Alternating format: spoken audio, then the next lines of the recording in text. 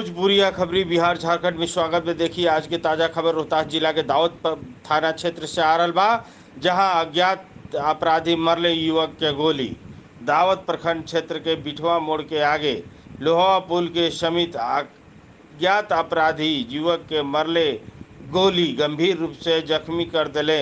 एक जानकारी दे थाना अध्यक्ष अतवेंद्र कुमार सिंह बतैले कि मानिक ग्राम के निवासी विकास कुमार उम्र 30 बरस करीब अपने गांव से कुआत जा रहन, तभी रास्ते में लोहा पुल के पास अज्ञात बाइक सवार लोग युवक के मरले गोली। युवक हो गए घटनास्थल पर पूरी तरह से घायल।